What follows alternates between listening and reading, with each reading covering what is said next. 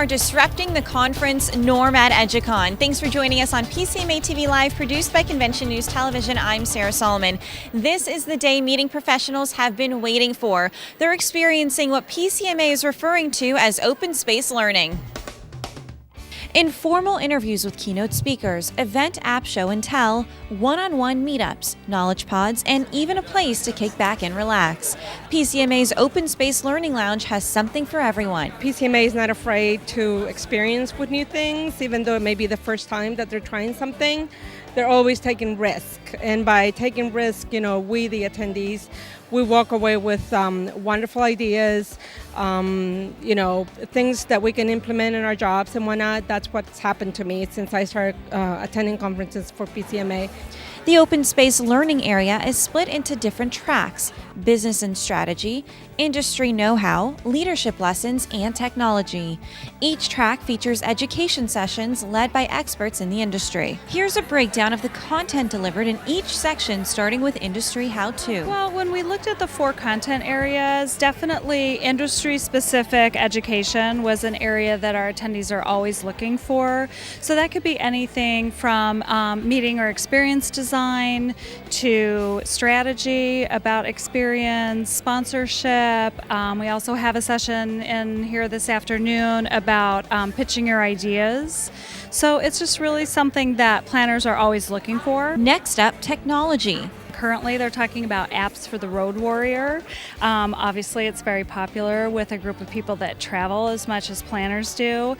But we're also doing some sessions on big data as well as hybrid meetings. Business and strategy was also a big hit, where we're taking college professors, typically from the local area where we have the meeting, and teaching our planners and suppliers more business acumen than industry-specific knowledge. Last but not least, leadership lessons. You had general session, you had breakouts, then meal functions, more breakouts. But today, we've spent the entire day in this space.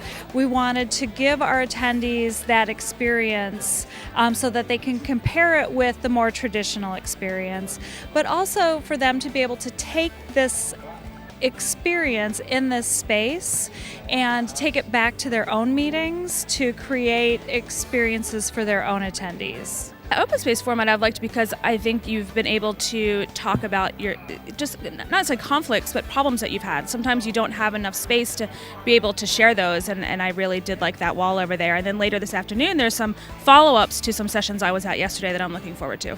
I have to say I went into this with a lot of skepticism. And I now, in looking around, I'm watching people exercise over there. So I think that's where I'm going to head to after lunch. And I think it's been a great experiment. The commitment wall is yet another way PCMA is taking risks. Now they're allowing attendees to share what they've learned this week on the board, and it's also working as a way for feedback that PCMA can take back to the organization. Human creativity opens opportunity. Speaker Josh Linkner inspired attendees to reinvent themselves in how they do business. Linkner told attendees to shed the past of any baggage to allow for more innovation. A perfectly fitting message this week as meeting professionals witness PCMA's creative come to life.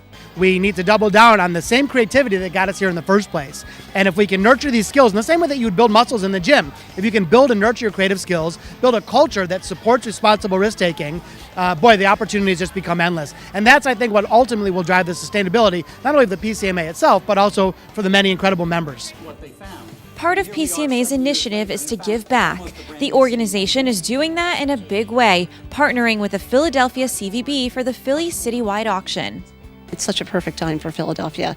There have been some groundbreaking developments in the city in the past couple of months. One is that SMG is managing the building. We're very happy about that. Probably the premier management company in the industry. The second part of it is we've just recently ratified a new customer satisfaction agreement which expands exhibitors' rights and customers' rights, and it just makes Philadelphia a much easier and even better place to do business. Disrupting a standard conference is developed through disruptive thinking. Innovation leader and business strategist Luke Williams referenced the digital age as a disruption to face-to-face events.